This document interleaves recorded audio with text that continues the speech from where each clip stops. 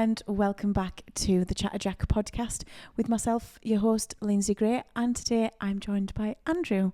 Hi Andrew, welcome. Thanks for joining us. Would you mind introducing yourself?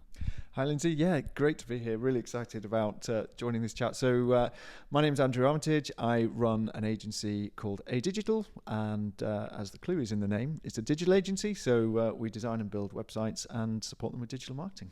Fantastic.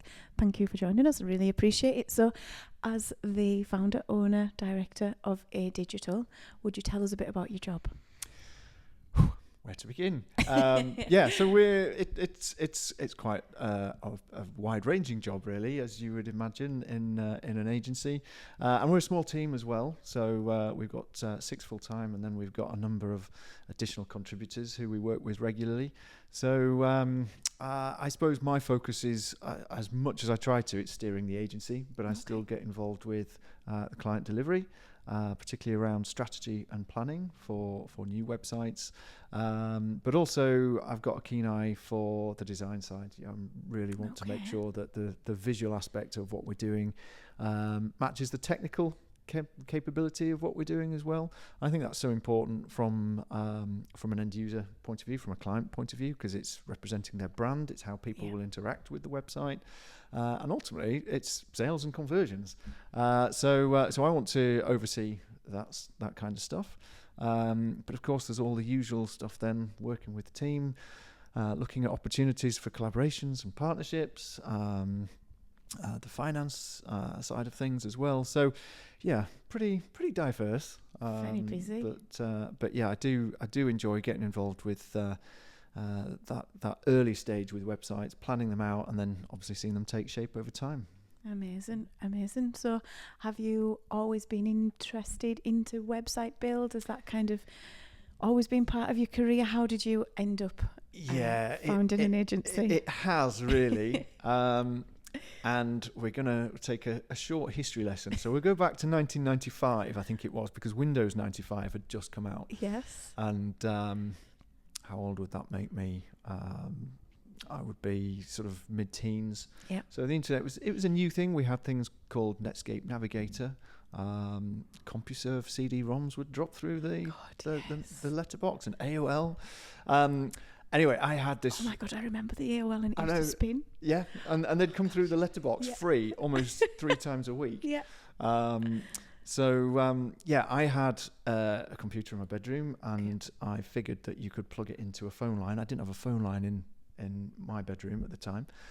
So I had this extension that went all the way round into my mum and dad's bedroom, and they must have wondered what on earth I was doing. But anyway, put the CD in, and I was getting onto the web, and I was thinking, this is pretty cool. Then I realised actually you could get web space with this service called GeoCities. And it was all so new, and it was so simple. You could build a website, and it was just like Lego blocks to me. Yeah, I loved Lego as I was growing up, but all of a sudden there was like this new technical approach that Lego blocks you could put in on a page. You can put little animations on and all this kind of stuff. But if you didn't like it, you just go and change it and build something else. So that was where it all started. And then through school, I did a lot of creative stuff. I did art and design at both GCSE and A-level, so I've always enjoyed the creative side of things. And thought I could have gone on to university to do some of that, but truth be told, I never really put enough into the portfolio and everything that you have to do at school to go to do an art foundation course and what have you. So I ended up doing business studies, and naturally that, because that was in 1997, so the internet was really, it'd gone beyond a fad at that point. And things like basic e-commerce was starting to come in. And obviously as a business studies degree, they clearly had one eye on the internet, and there was a couple of more techie modules that I was able to do. And that degree was a sandwich course. So I had a year's placement working for ExxonMobil down in Southampton. American company. Partway through my time there, they said, this internet thing's kind of taking off, and we had programs on the TV like Tomorrow's World talking of the paperless office, and someone had this bright idea that the paperless office was actually achievable. And their placement student was going to help introduce it. Okay.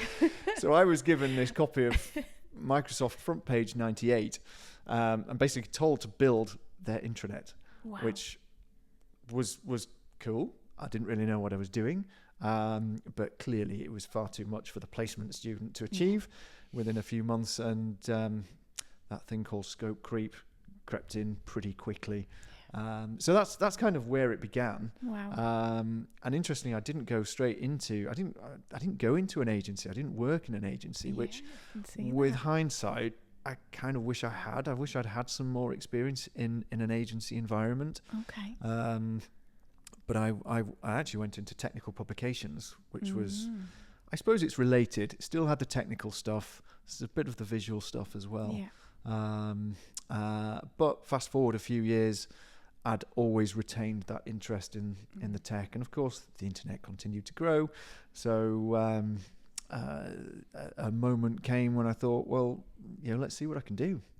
Brilliant. Let's see if there's legs in what I know, the knowledge I have, and experience that I'd had in other jobs by that point. And it all began because we're up here on the edge of the Lake District. I drove up to Bowness on Windermere, and I walked up one side of the road to the village of Windermere, literally door knocking on bed and breakfasts, and then back down the other side of the road, and I got 2 pieces of work out of that, and that's where it began. Wow. In the good old days, actually, no emails, but just door knocking, walking up and introducing myself to people with a business card and a flyer that I'd produced for about 60 quid. Fantastic. So that's where it started, and then we did an exhibition for the hospitality sector in Windermere, and we got more business from that, and I think we did that 4 years running, and kind of. Yeah. And here we are. From there, here we are. There's a lot to unpack there. So there's a lot there. Yeah. It was a bit of a journey, but so yeah, I've always had that love for the tech. Yeah. I've always loved the odd gadget as well. Yeah. So you had a real interest in sort of. I'm going to take you right back to school. So you went to Leeds to grammar school. I did. Yeah, Leeds Grammar School. Yeah. So. Yes. Studying there, kind of favourite subjects you mentioned were sort of art. Anything else that you were a particular fan of? No, I think I was always into the arts side of things. Interestingly, I don't really. I mean, computer science back then was still kind of BBC Micros and programming it to say hello multiple times across the screen. Yeah. But no, I did enjoy art, although I wasn't a painter. I went down the printing and screen printing and the more graphic route, graphic design route, which obviously stands to reason now with how creative is done these days. But no, the arts was definitely your first love? Sort of my strength, really. Yeah. So then, what did your school report sort of say? What would the history, maths, English? What would they have all said? Maths was a bit of a tricky one for me. I did struggle with maths, but in the end, I did okay. I did all right with it. I think I made a wrong choice choosing economics at one point. That was at A level. So I actually switched into business studies, and I felt much more comfortable with that. Yeah. A little less theory. But no, I think my school report would probably say you worked hard. Sort of, I wasn't a disruptive. I didn't sort of create disruption in lessons and things like that. Yeah. I kind of knuckled down really and got on with stuff. There was times I think there's a few reports that said maybe a little bit high spirited, but no, generally speaking, I would sort of crack on, get stuff done. Wasn't the most academic by way of achievements, but like I say, did all right. All right. Yeah, I think that's all right. You know, that's actually okay. I mean, I enjoyed school as well. Yeah, did you enjoy it? That's a big thing as well, isn't it? Like, you had a real passion for art and the creative subject. So if you could, use your creative flair there, that kind of filled your cup. Yes, absolutely. So then you went on to study A levels, and you mentioned you started with economics, but then switched to business. I'm going to say you studied a couple of other things at A level. I did. I did AS level French, Nice. but art again and geography. Okay. So A mixture. yeah, it was a bit of a mixture. Mm-hmm. It was, and again, really enjoyed the art and design side. And as you get older in school, obviously you're given a little bit more leeway around sort of finding your own style and pursuing things that interest you. GCSE, it was a little bit, right, you must do a bit of this, you've got to do a bit of that, a bit of the other, because they obviously want you to cover different aspects and I suppose try and find a strength. But it's obviously part of teaching a broader curriculum. But A-level, I did a lot of photography, loved doing the photography, and then would sort of get a bit experimental in the darkroom with printing and screen printing and the more graphic feel of art. And a little unknown fact, I did art and design with Ricky Wilson of the Kaiser Chiefs. No way. So yeah, we were both in the same year group at school. Fun fact. So fun fact. There we go. Yeah. Ricky, we'll have you on the pod next if that's all right. Name drop there from Mr. Armitage. Yeah. That's great. Thank you.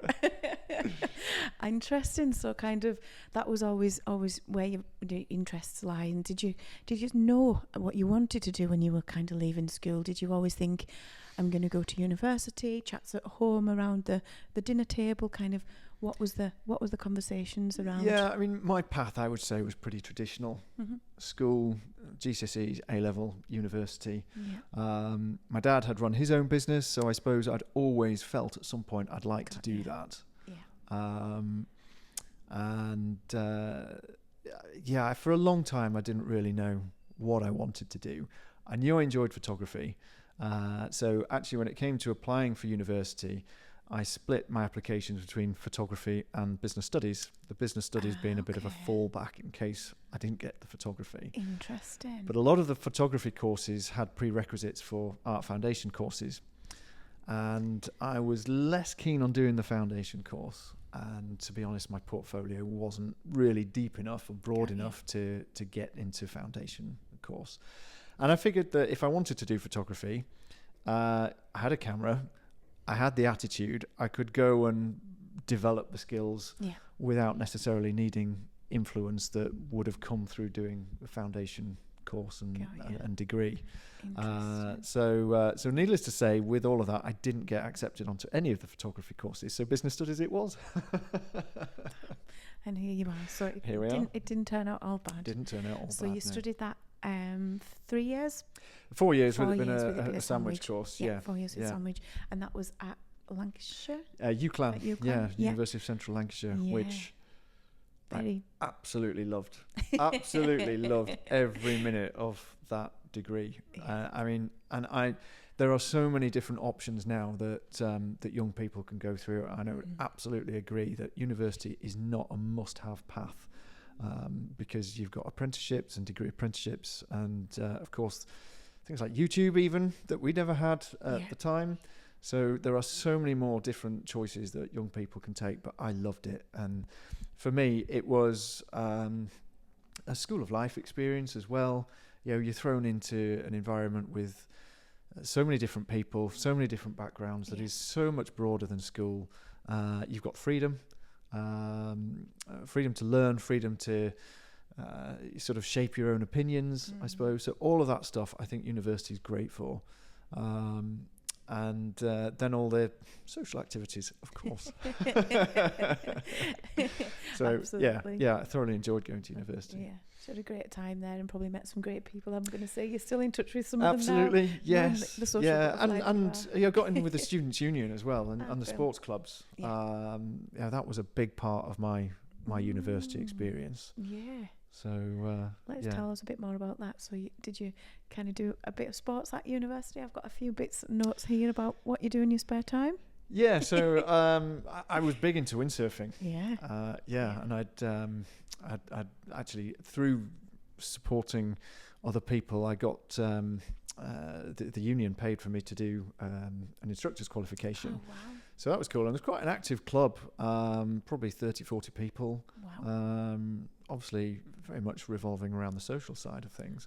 But we'd have one of the university minibuses and we'd go every week. Amazing. Or right through the year. And then we'd have a sort of a bit of a tour at the end of the year. We've been to Ireland or Cornwall or what have you, and it was just such a great group of people.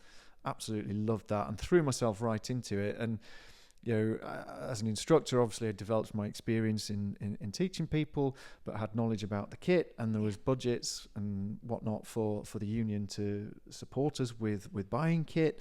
So you'd go into the meetings, you'd be making a presentation for the case around, well, we need new buoyancy aids, or we need new boards or sails or whatever. So that was all good experience as well. Took a huge amount out of that.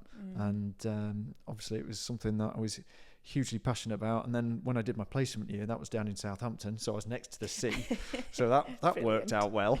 And in fact, I even did a couple of events with Southampton Uni at the time, because I was keen to sort of try and keep that involvement. I probably also didn't quite want to feel I was entering the world of work entirely at that point.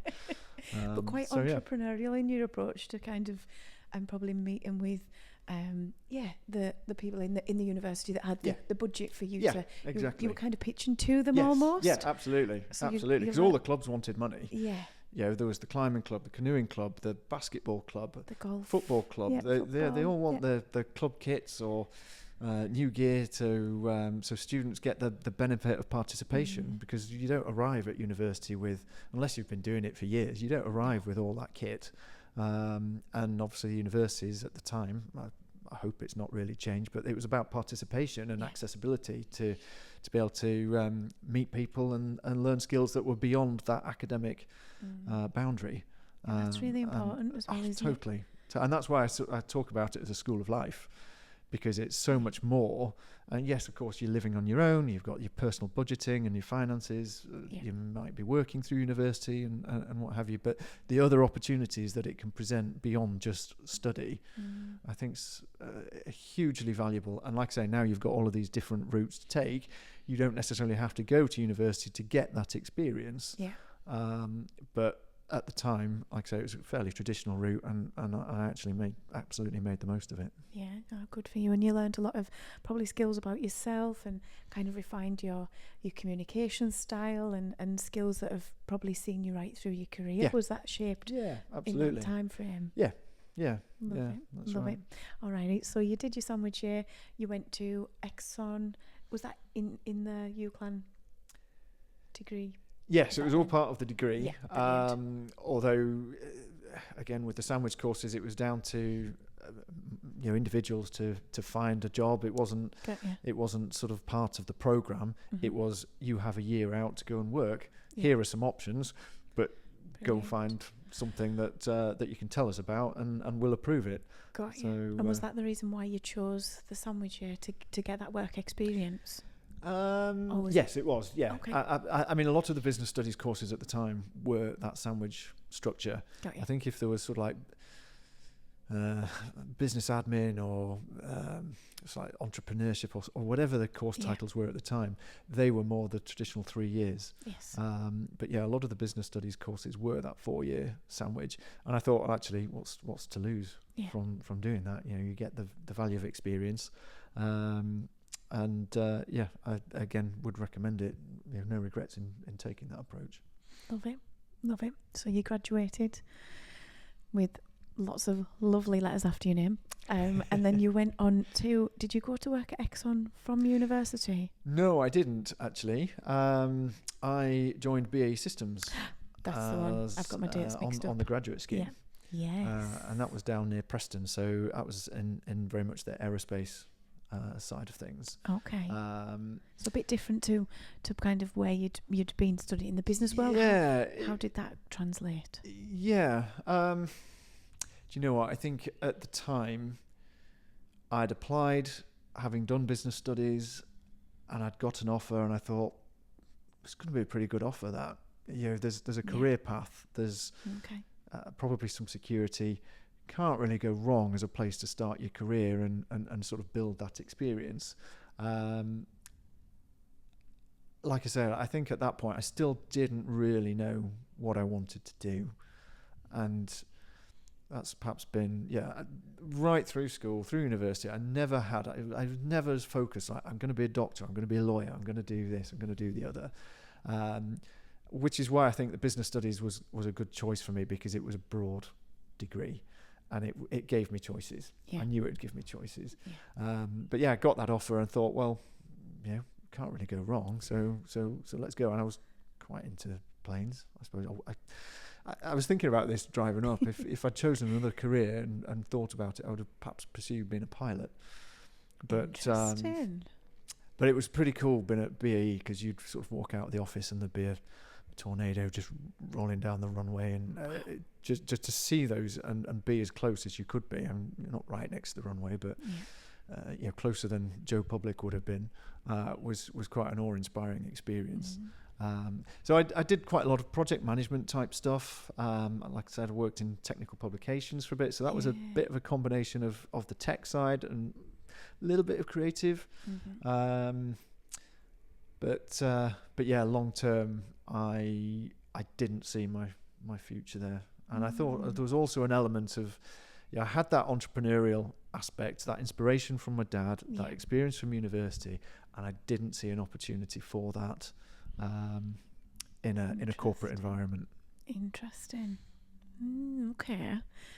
So you kind of did a few years there and had some great experiences again. Probably met some wonderful people. So I know it was a while ago, but can you tell us a bit about a sort of a typical week, what that looked like working at BAE Systems and being part of that team there?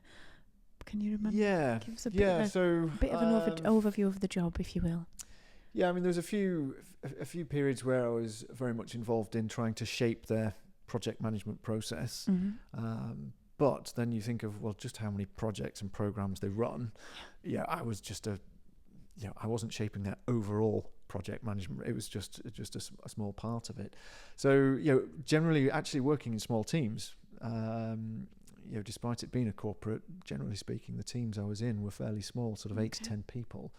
And as a graduate, on the graduate scheme, they actually rotated you through the business. So I spent 4 6-month placements in effect in different parts of the business. So a lot of it was project management focused. Some of it was a little bit marketing oriented. But generally working with other people, going to fact find information. It was flexi time, so it was quite a nice environment to work in. You had core hours, but you could finish at Friday lunchtime, so long as you'd got your core hours done. So, as a graduate, early in my career, that was an appeal as well. And would you recommend sort of graduate programs to our listeners and people that are following us? Yes, absolutely. And I think one of the things that organisations like that have is resource. You've got massive resource, and that's to draw from as much as they can give you. You can't just go in and say, oh, well, I'm on a graduate program, it's all going to be spoon fed to me. You've got to have the initiative, and you've got to make, like any opportunity in life, you make of it what you will. The more you put into it, the more you can get out of it. So you have to go and find people to find relevant information, and build those networks. You really got to build those networks right from an early stage in your career, because you just never know when they're going to be useful for you, or you might call on them, or somebody might do you a favor, or you could do them a favor. It provided that broad opportunity. And of course, as you move around the business, I suppose they hope is that you find something that really interests you, and then you can then sort of narrow down and pursue that with a bit more intention, let's say. That's a really good point. Actually, you do get the whole width and breadth of an organisation from and how that functions. So interesting. Having now running a small organisation, and when we've hired juniors, I've always been really keen to try and create something, not a program as such, but give them a broad level of experience. But the reality is, if there's a young person who was sat in front of me saying, well, look, I could come and work for you, or I could go and work for an agency in a city centre that's got 50, 100 people, what have you, I can't sit there with a conscience and say, we're going to be the better option. It might depend on what that person wants. They might not like being in a big environment, in which case, there's different factors that can make our offer more attractive. But from a point of view of getting broad experience, you pick a city centre agency, You're going to get big brand experience. You're going to get experience working with technical specialists. And you're in a small team, yes, you get a couple of specialist roles, but you can't help but being a little bit more generalist. So it is a real challenge from a recruitment point of view, and also from a retention point of view. Sometimes you want to give people those opportunities, but as a small business, there's actually only so far you can go with it. That's interesting. So you kind of had a really good introduction into big business, big industry, and then you jumped ship. Literally. What happened? I think, as you are again in that early stage career, because I was all in. You were loving it. You were. Well, yes and no. I think in big organisations, and I'm certainly not singling out B, but in big organisations, how can I put it politely? There can be some dead wood. Okay. It can be an easy place to hide. Yeah. Probably less so now, to be perfectly honest. So I kind of felt, and like I said earlier, I didn't feel those entrepreneurial opportunities existed. So yes, I had the support, the security, and the resource around me in that early stage career. But there was still something missing that I felt I needed to sort of move towards. So yes, I did jump ship. A bit of a sidestep as well. Because I went to Aldi and joined their area management program. Which was quite a change. Once again, a fantastic experience. Life experience. They run grad programs as well at Aldi, don't they? They do quite a broad spectrum of things. Yes. So there's a few things that I really liked about Aldi, and it's a very different business now because we're 15 years on, something like that, close to 20 years on, dare I say it. Very different business now. But back at the time, they were still, you still had to count the change out on the tills. You still had to remember all the prices. In fact, the only reason they brought in barcode scanners was in case the UK ended up joining the euro. And they figured that overnight, the price change could cause massive financial problems for the business. Oh, wow. So that's the only reason that they actually moved to EPOS tills at the time. Wow. I'm sure they would have been forced onto it now. But they had a really good mantra, I felt. And essentially, they said that they wouldn't expect anyone to be in a position of managing someone where they hadn't done that job already themselves. So as a area management program, you don't start as an area manager, you start as a store assistant. Wow. You go in and you're sat on the tills and you're stocking the shelves. And after 4 weeks, they then tell you that you're going to manage a store. So, and it may have changed, but at the time, if you were a store assistant, you couldn't progress beyond store management. Whereas an area manager was going into store knowing, and the staff around you knew that there was career progression that would take you out of store to head office. They were very public about the salaries, so they knew that you were getting well paid, although the store assistants were getting well paid as well, to be fair. So they gave you a bit of a tough time. Wow. You were just walking in as a pretty fresh-faced graduate with career opportunities, working with people who didn't have the same career opportunities, didn't have the same education background. So it was a bit chalk and cheese, but really good experience. And again, a grounding experience, because ultimately, like so many things, it's about working with people. So you have to work with people, and they perhaps weren't, and I say respectfully, perhaps it weren't the people that you might have chosen to hang out with. And in fact, Aldi didn't want you to hang out with them. If you got a budget for a Christmas party, but you were expected to leave before everybody else, and you weren't friends with your colleagues. They were sort of very Germanic in that, and almost military in that kind of approach. But by the time I became an area manager, I'd done every job below me. So I had full empathy and full understanding of what I was asking those people below me to do. And I liked that. Yeah. I think in some respects, that's perhaps had a bit of a disadvantage longer term, because as I started running my own business, I kind of felt I needed to do everything. Yeah. So that was quite interesting. Okay. And I've held on to that for perhaps too long. So, that's not necessarily been as helpful as it was at the time. So, good experience. But, I mean, as most people will know, retail is relentless. There's always something through the year. And as soon as one event finishes, the next one is on. I mean, and the retail calendar seems to get shorter, because I saw Easter eggs in Tesco on Boxing Day this year. Normally you would at least wait until New Year, but it seems that now, as soon as one event's over, it's like, quick, get the next one out. We've got stock to shift. It never ends. It never stops. And with Aldi, you were the store manager for a period, and that meant looking after the facilities on site as well. Right, okay. If a freezer alarm went off in the middle of the night, it was your responsibility. And I remember that happening to me, and I was absolutely exhausted, because you worked long shifts in small teams. You were doing everything. I'd lost a stack of weight on that job. I'd got fitter. And I remember I'd got back home one night, and I think I got a call about 2:00 in the morning from the alarm monitoring company. Your freezer alarm's going off. An hour's drive to the store, middle of the night, and I knew exactly what it was. Flipped the reset switch. An hour's drive back. Oh, that's your night off gone. So really tough environment to work in, but actually I learned a hell of a lot out of it, and overall I still put it down to a positive experience. Yeah, that's really interesting, because I see that they do the grad scheme. I often see it, and obviously being in marketing, huge fans of Aldi on socials. Yes, they do that very well. Yeah, they do. They do that very, very well. So yeah, from a marketing perspective, I think they've absolutely cornered their share of the market, and they know exactly who they're aiming for. And I guess at that time they were a bit more of an unknown entity.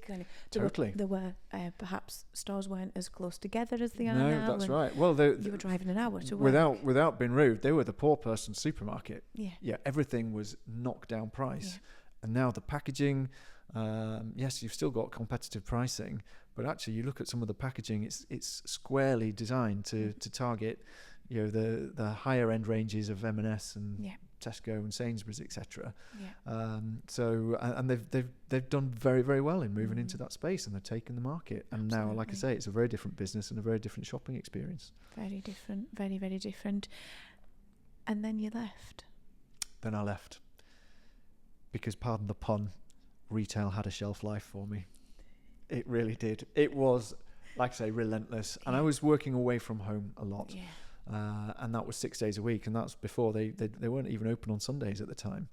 So I would be spending literally 6 days a week all across the Northwest, right? From Rhyl to Chester, Oldham, up to, Kendal. I wasn't living in Kendal at the time, but yeah, a big patch across the Northwest, and as big companies do, they can pick you up and say, right, we need you over here, we've got a resource need over there. And then as an area manager, that was while I was doing store management, and then as an area manager, you get an area of 4 or 5 stores, so you're sort of constantly traveling in between those. So what does an area manager do?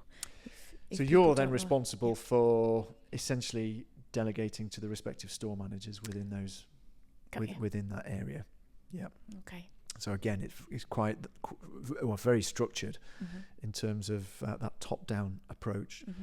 Area managers take the instructions from the directors within that particular business, so the regional business, and obviously then that's down to store managers, down to store assistants, and that was the flow, very clearly. So I think exhaustion in some respects, because it was hard work. It was not uncommon to be doing 15, 16-hour days, and it was physical work as well. You're in a warehouse, you're in a retail environment, you've got customer service. As a store manager, you're still responsible for the cash. You cash up at the end of the day, you do the banking.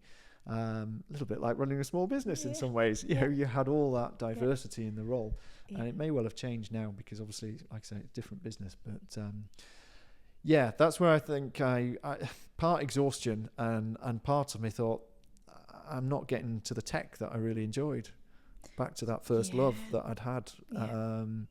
And I think that was ultimately what I missed. Yeah. So at that point you were quite a long way away from what you'd originally where I started. Where you started, And actually, by moving to Aldi, I'd stepped even further away.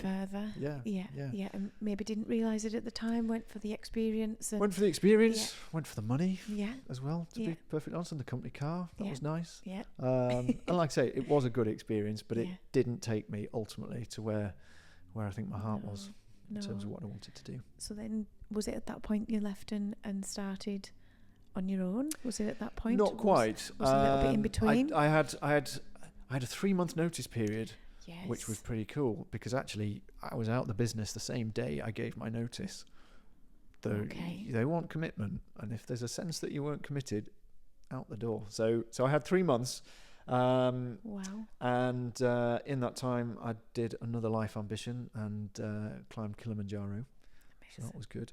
And then I got back and I wanted to go back towards web, and again the web had matured again in that period of time. So I went to a directory company in Lancaster, and they were selling websites to small businesses, typically trades. It was very much a sales organisation, and being found in Google at that point was all the rage. Not much has changed in that sense, but I just didn't feel that they were selling. It was all about the sales and not about the product. It was a very sales-led organisation, very target-based, and I felt that a lot of the people who were buying this were being sold to, arguably missold to, because once they'd got this website, it was literally knocked off the shelf. There was no real pricing. It was basically what people could price and sell at. And they had no idea what to do with it once they'd got it. It was been sold as like a Yellow Pages entry. Got you. And I was only there maybe only 6 or 8 weeks, something like that. And I'm not a quitter, but I felt there's got to be a better way of doing this. This internet thing has got better opportunities and can do more for people. So just selling something to say it'll get you found in Google, which quite often it didn't, because there was obviously more to it than that. I felt there's got to be a better way. So that's when I set up on my own. I did apply for a few jobs in the meantime, and that was something else that really frustrated me. I didn't get replies, and that really wound me up. Wow. So I always make a point of replying to people, anybody, even if it's a speculative, even if it looks like spam, I'll reply just to say, sorry, no, we're not recruiting at this point. Wow. I think that's poor form to just ignore people's applications for jobs. So on that basis, I thought, okay, well, I've got a computer. Let's crack on. Let's see what we can do. And then it happened. Yeah. So you kind of brought everything together that you'd learned, sort of all of the creative stuff, the art, the design, and the graphic design, the visual element, and then the ability to build websites at that point. You dabbled in it, you mentioned. So I dabbled in it, and I'd done, there was like a home learning course, so I thought I could brush up. But actually that was very technically led towards networking and servers and things like that. So I didn't actually finish that because by this point, YouTube, well, no, we didn't have YouTube, but we had books. There was certainly more people that were writing books about this stuff. So pretty much self-taught ultimately through books and going to conferences. And obviously the web was pretty transparent and still is, because you can just view the page source and there's all the code to see how stuff was done. And it was simpler back then. It was nice and simple. It was like playing with Lego bricks. Now it's not. There's so many different languages and frameworks and approaches to building code. And then you've got the whole performance, the whole security part of it. There's way much more to it now. So back in the day, it was fairly straightforward to be self-taught and find a way. Yeah. So you started that in 2006. Yeah, it would have been about 2006, 7. Yeah, it would, yes. Yeah, so we're quite well into our digital life. Yes. Life, absolutely. I was just working from home. Yeah. And then a couple of years in, I figured that I couldn't do it by myself. So took someone on, got an office, and that's where sort of moved forwards and Amazing. grew it into a business rather than just myself. Just yourself, yeah. And then I guess so, like looking backwards and reflecting, I like to ask people, what's the biggest lesson that you've learned throughout your career? I think one of the biggest things is not to undervalue yourself. Okay. And it's a really difficult one. Yeah. And that's why I said in some respects I wish I'd had more agency experience, because I think I could have seen more around the value of what was being done. Yeah. And undervaluing yourself creates no end of issues for you. Imposter syndrome can be one. Undercharging can be another. Overworking is a consequence of undercharging. Yeah. And I've been through all of those. And I think that's figuring out your value is such an important lesson. Okay. And the sooner you do it, the better. Have I done it though? I think it's an ongoing thing. You constantly revise what that value is and who's going to benefit from it, because it's only worth something if people are going to buy it. Yeah. If there's demand for it. And I think we've seen all sorts of changes in our market in particular over what value is, because we are by and large building bespoke websites. I can go and get a website built now within a couple of hours and it's going to cost me £16 a month. Yeah. Well, we can't live off £16 a month, when we're feeding a team of 6 people and another 4 contributors. So finding that point of value of the difference and the impact it's going to make to the organisation that you're working with, or the person you're working with, absolutely fundamental to so many other things. Okay. And then if there was one thing that you could sort of change, or if you could rub something out, get your bigger razor out and change something, what would that be? A fairly recent experience, I think, has brought this to the fore, and it's something that it hadn't completely passed me by. But you work hard when you work for yourself. You perhaps have a dream of selling at some point.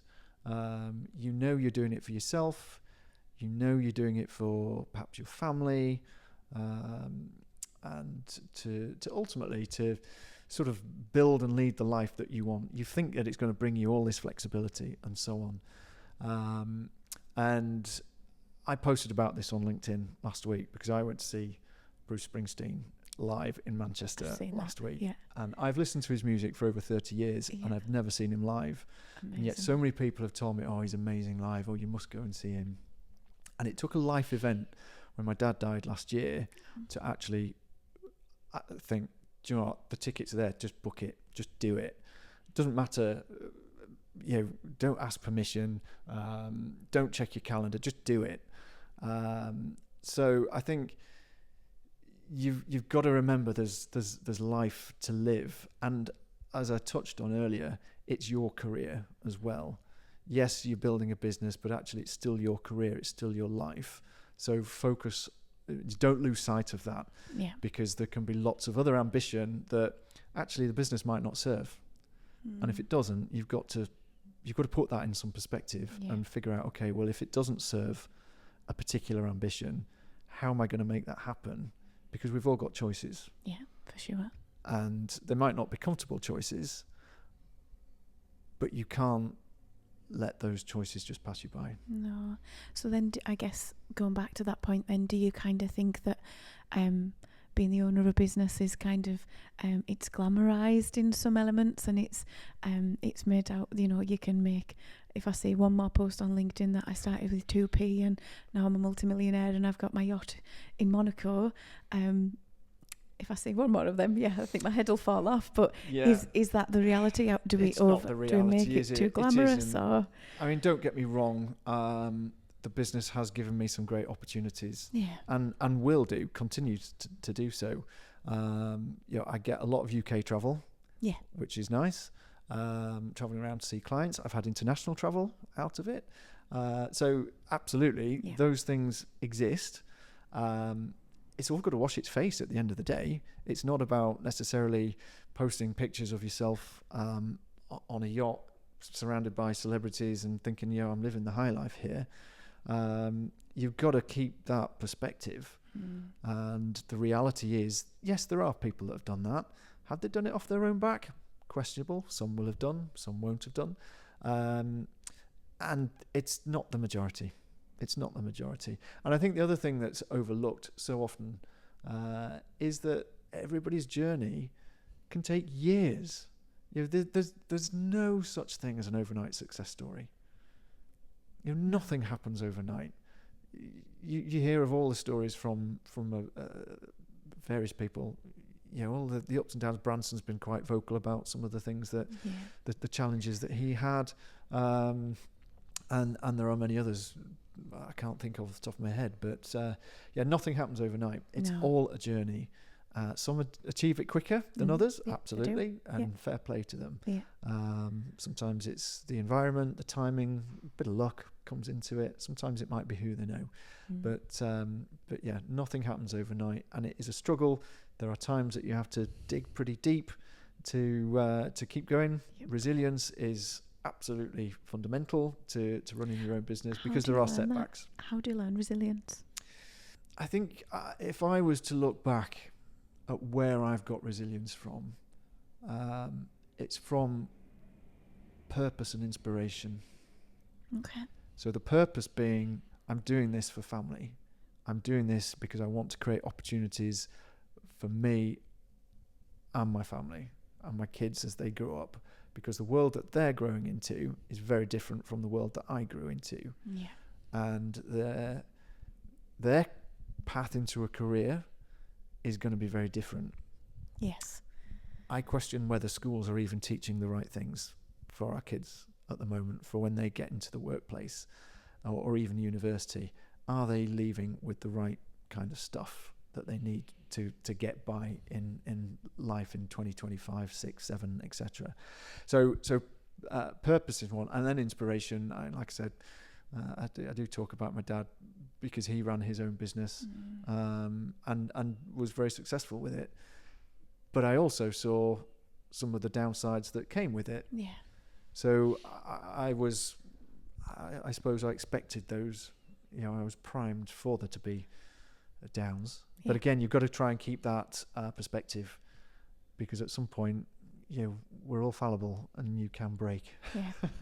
Yeah, absolutely. And yeah, you're right. We've got to look after each other as well as ourselves, right? Definitely. But you touched on it there about skill. So I'm going to get you to unpack that one. So I know you've got some interesting views, and I must say it's a very hot topic at the moment. We're seeing a lot of it in our comment section, and people have emailed in and said different things that they agree, don't agree, etc. So if you could change things about sort of school education, what would that be? What does that look like for you?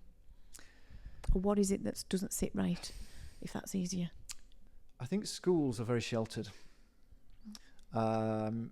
And this is absolutely no disrespect to those who work in schools, but they are a ring-fenced environment. I don't think that there are exceptions, because I've done work with one where I've supported their year 13s, I think it was, with some coursework and real-world involvement with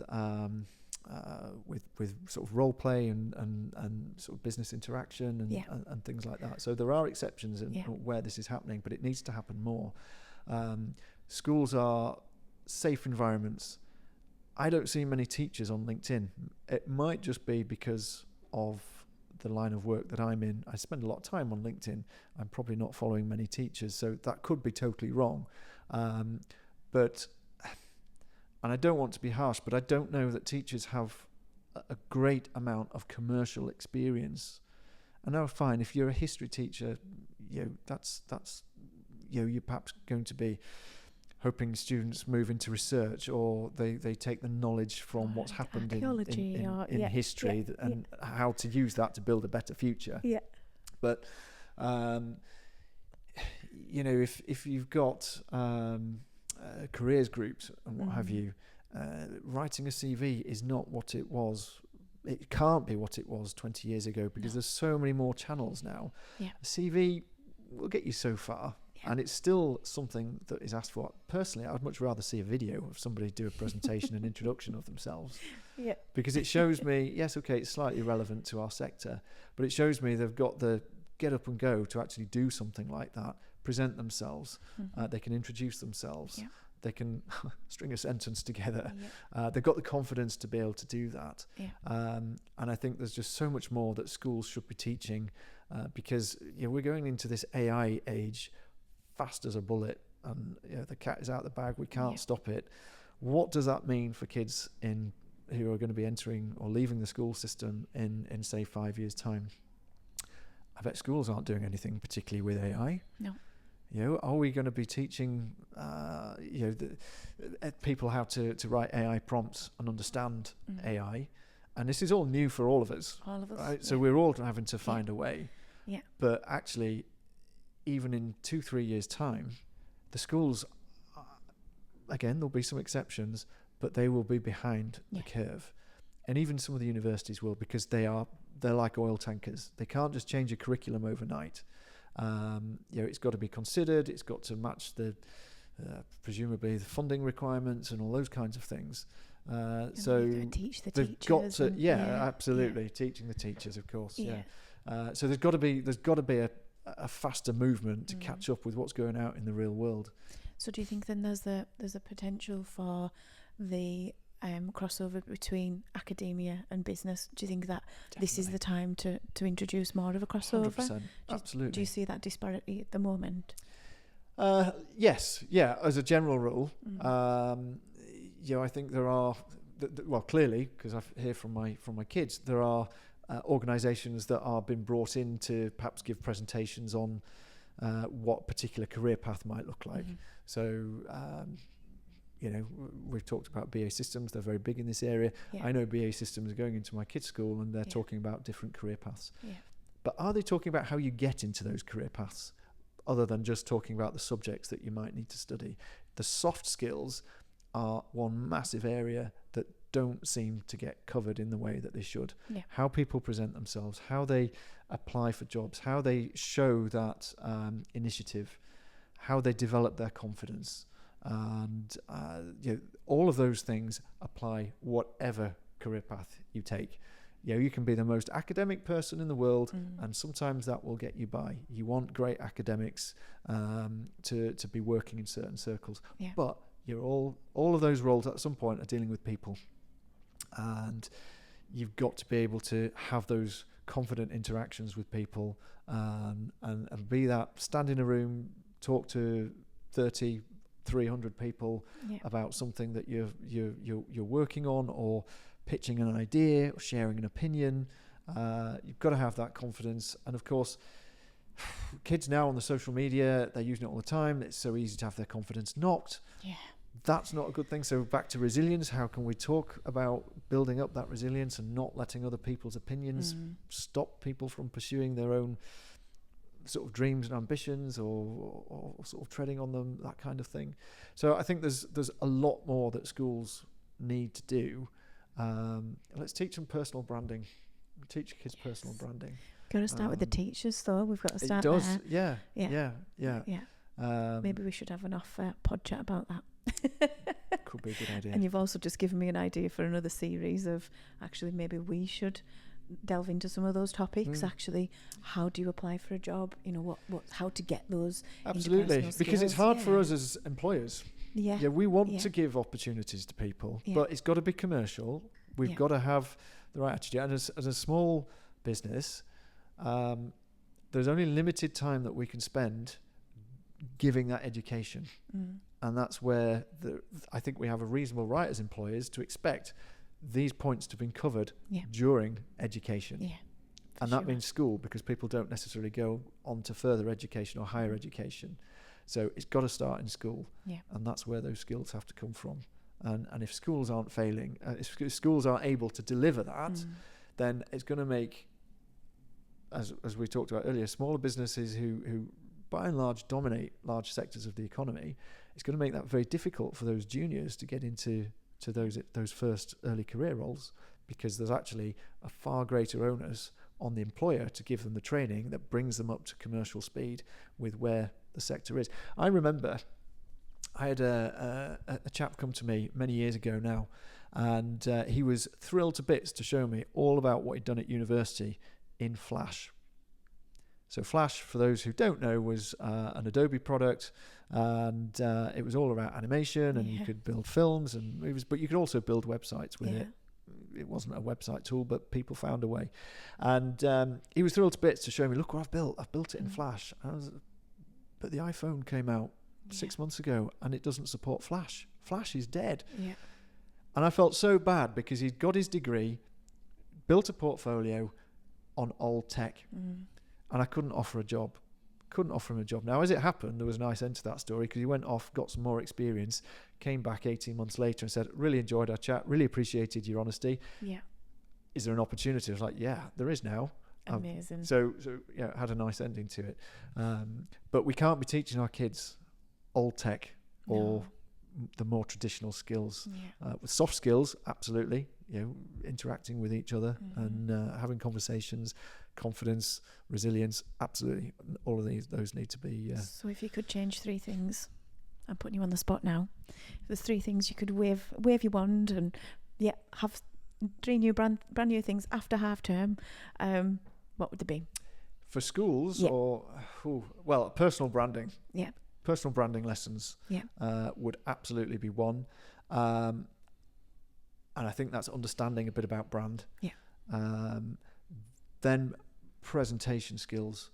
I think there's too many people are able to say, I don't want to stand up in front of and that might it's not necessarily presentation. It could be done through acting, for example, just getting on a stage, but in front of an audience. You've got to feel confident in front of an audience. I think that's so important because you might even be having a one-to-one conversation with a doctor, right? Who about your own health, but that doctor potentially you think, they're the one that's qualified, so I can't challenge that. Yeah.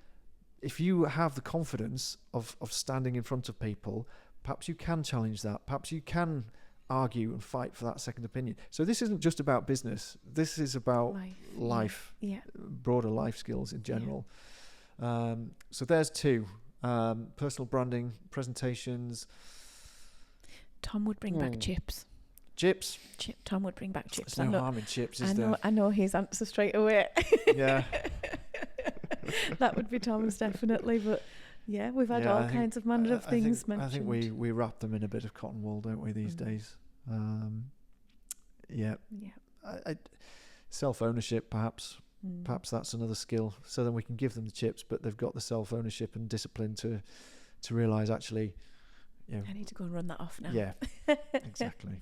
In a healthy way. No, that's really interesting. And I think I have to agree with you on some of those points. I think schools get a hard time, and they're still teaching a curriculum, in my opinion, that was ironed out for people that were we're going to go into industrial work and into big factories and that sort of thing. And unfortunately, the world of work, in my view, it's changed, and the skills that we need as employers, and we see it across all manner of industries, the skills that we need are different now, and it is the gap's getting bigger. Right, and especially everything when it comes to AI, the robots are coming. They are. We've had a couple of people say, no, they're not, but they definitely are. Yeah. So it's maybe we need to learn how to buddy up with them. I think that was more of the... Yeah, and I think the difficulty for schools is you've also got to look up the food chain. Yeah. And that takes us to government, which is a whole new topic. Yeah. But you can't have career politicians mandating school curriculum, because again, they've been sheltered from the real world in many ways, and I know that doesn't apply to all politicians, and it's probably an area that we would need another hour for recording. You'd be glad to know. You've got to have that diversity. You've got to have the diversity, not only of backgrounds, upbringings, and everything, but also in lived experience. Yeah. Amazing. Well, I've got one final question for you. Okay. Who's your hero? Who's my hero? Well, who do you look up to? I think my dad was always someone that I looked up to. Didn't necessarily have the strongest relationship. Yeah. But it was always someone that I looked up to. So yeah, it's maybe a bit of an obvious answer, but yeah. Sounds good. I like it. This has been a lot of fun. We could unpack so much more. That might be a take 2. We might have a version 2 of Andrew on the pod. But honestly, thank you so much. It's been great. I've loved it. It's been really good to chat with you. And some really, really good advice, inspiration for our listeners to kind of get into and understand what it takes to be a business owner in 2025. So really thank you for that. That's all from us, guys. Thanks so much for listening. Don't forget to give us a like, a comment or a share. It helps us out massively and we really appreciate it. We'll see you very soon. Thanks again. Thanks for having me. It's been great fun. Cheers, Andrew.